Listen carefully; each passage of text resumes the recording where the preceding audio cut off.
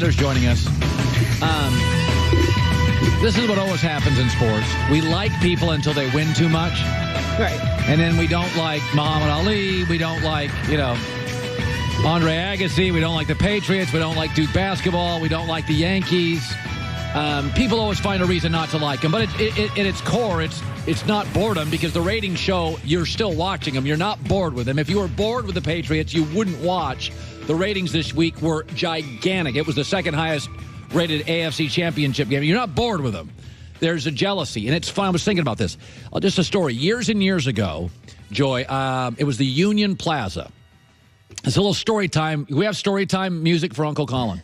So I was a young guy, came out of college, and I was with a guy named Don Logan, and he had to pick up a check or something for the company I work with. I went with him, and we went to this bar at the Union Plaza.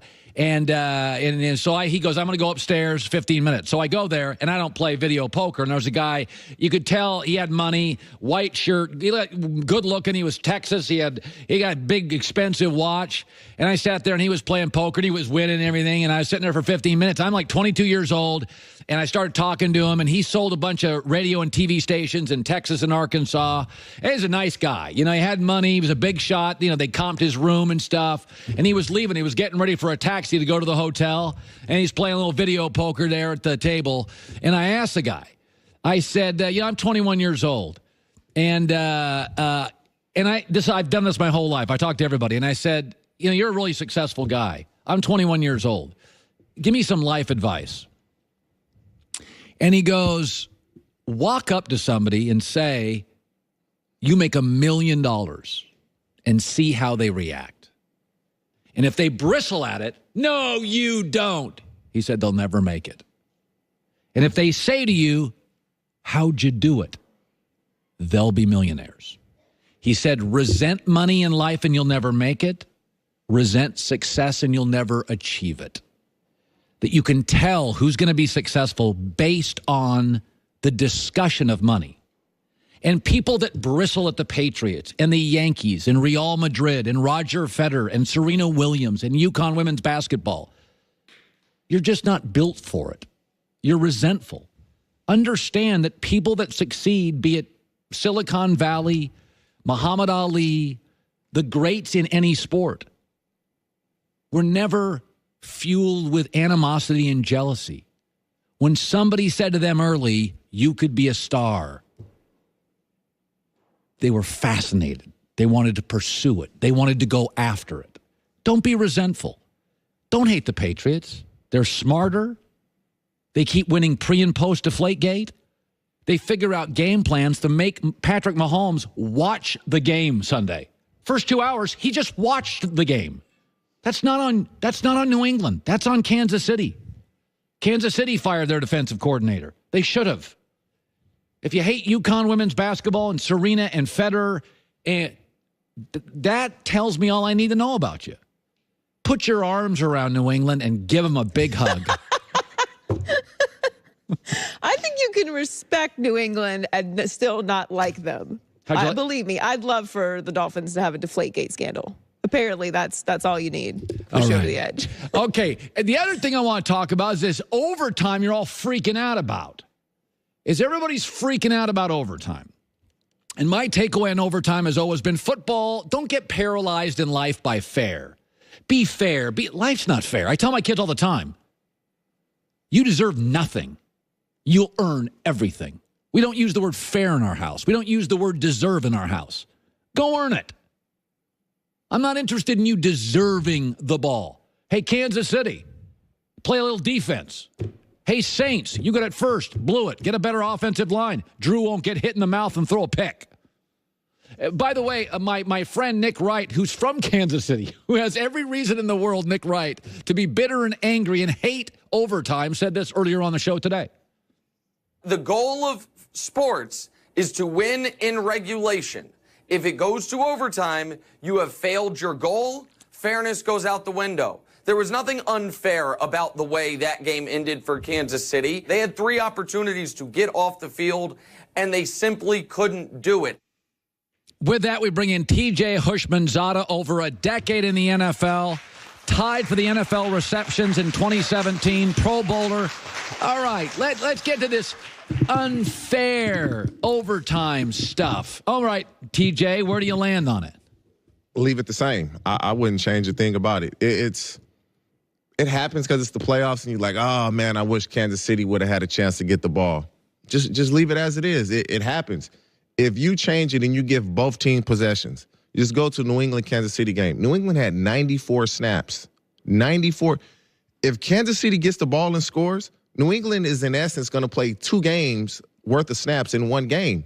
It's not college football. You only have a 53-man roster. You only have 45 guys suit up. You just don't have the bodies to do it. Tom Brady said after the game, I forget who had the game. It was CBS, so it would have been, I think, Tracy Wolfson. At one point, he came up, and Brady's a quarterback. Brady's like, I'm so tired. And I'm thinking, you're tired? How's David Andrews the center? How's Gronk the blocker? You've gone to overtime games. Yes. How many did you play in? 4-5, 3-4? I know I tied one. You did? We played Philly. Okay, so you tell me about overtime. You're just fatigued. You're done. After the game, obviously everybody showers and you go eat. And I just remember you're just sitting there eating, and as soon as you move, cramp. You just cramp up all night. And so it's an uncomfortable feeling, number one. You wake up the next day, you do feel it.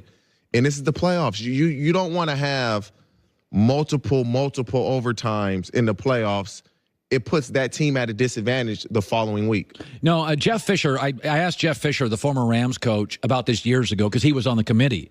And he goes, we're trying to get this thing done fast. Like, our feeling is we played 3.5 hours, it's tied. We don't care about fair. We want it over with.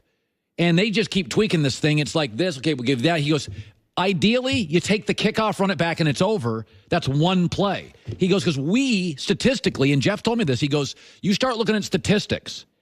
Overtime, longer the game goes, more injuries. And that's what the NFL has kind of moved towards, health and safety. When you can only practice once a week with pads on. I mean, guys, when I was playing in Cincinnati, we're getting IVs in practice. That's how hard practice was. I went out there drinking shakes, and they got snack breaks during practice, and things have moved towards health and safety. And so now you would basically be going backwards if you add, okay, every team now gets a possession because it's more snaps and more susceptible to have an injury. Okay, so we have Ram-Patriot Super Bowl. Joy and I talked about this last week. If you're a player, you've got to root for the Rams model because the Rams pay their players. Even if you screw up and you're a little bit of a diva, Dante Fowler and Dominican Sue, Marcus Peters, they'll take you. Is that the Patriots model is almost anti-player. Take a pay cut. You're part of a system. We don't even need names on the back. The Rams system, like the Eagles last year's, we're going to go big in free agency. We're going to go get Golden Tate. We're going to get Michael Bennett. We don't care if you're political. Like, if I was a player, I would like the Rams model. It's good for me. It pays me. I can mess up. I can be a diva. I can make mistakes. I can get kicked out of a locker room. They'll come get me. Shouldn't you as a player want the Rams to win?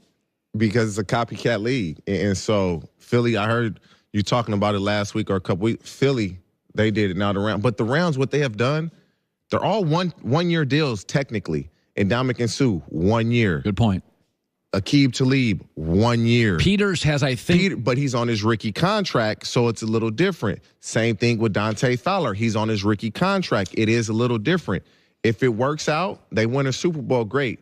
I don't see Talib and Dominican Sue coming back next year. I agree with you. They'll both be gone. And so if they strike gold, which I believe they've already struck gold by making it to the Super Bowl in a head coach's second year with such a young roster, teams are going to copycat it, but you have to be smart. They're not giving guys long-term deals. It's in Dominican Sue. The Rams had a great year. Let's see if we can get them for $14 million for 1 year. Oh, it worked. And so will it be long-term deals? No, it'd be those guys that are towards the end of their career, have had great careers, are still great players. Let's get them on a 1 year deal and see what we can do. No, I think you make a very good point. So when you go into the Super Bowl, is there a way you kind of lean? I mean, I think the experience advantage. Eric Mangini said earlier, it was funny. The Patriots have played in 9 Super Bowls and 10 Thursday night games. I mean, they played. The experience edge here is significant. How much? I mean, I really do. I think it's a significant advantage for New England. I was obviously never fortunate enough to experience what these guys are experiencing and going through right now, but obviously the experience factor and just been there, done that goes with New England. Tom Brady he's been in the Super Bowl every other year he's played technically. And by the way, he will, if they win it all, 0% chance he retires. 0%. 0% chance he retires. TJ, you know, it's funny. I have considered that last couple of years. It wasn't the Chiefs game. We have video of it. When I saw him against the Chargers, I was like, retire? I mean, Phillip Rivers looked old. Breeze Sunday in the second half looked old. I thought he looked so good against the Chargers. He's having fun, though. That's people don't understand to have the amount of success he's had for such a long period. Everybody wants it, but do you have the dedication and the discipline? That's the biggest thing. Do you have the discipline to do what he's doing at his age for the amount of time he's done it and spend the amount of money and the resources to play at that level? A lot of guys say they'll do it, but when it comes down to it, do you really have that type of discipline to have sustained success? And guys will say, oh, yeah, but you'll cheat on it here and there. You'll do this when you shouldn't do that. He's not doing it. For the record, did you enjoy football at the end? I think you went to the Raiders at the very end. Did you enjoy it, or were you tired of it? No, I enjoyed it. To the very end? Yeah, and I wish I could have played longer, to be honest with you. And for me, though, I was different than a lot of guys growing up. I didn't play football my entire life. I played 1 year of high school football, and then I went to junior college. And so I wasn't one of these kids that my whole life I played football growing up, and then I got tired of it, or I had a bunch of injuries. You were still a kid. Yeah, I enjoyed just the competition aspect of it. I enjoyed messing around in the locker room. It's really the competition, and that's why when I retired, I started coaching my daughters, and I probably enjoyed competition a little too much. Although they're doing real well. Yeah, a little bit. All right, TJ Hushmanzada, Chris Sims coming up as well. Good seeing you, bud. Thank you, guys. When it comes to costly car repairs, what you want to avoid is the big surprise. You know, you're going to get your car dinged. You know, you're going to need a new muffler, radiator. You don't want to get caught. You either want to be in a warranty with a new car, or be like me, if you got a car that isn't on a warranty, you want to have carshield.com. It's extended protection for your vehicle.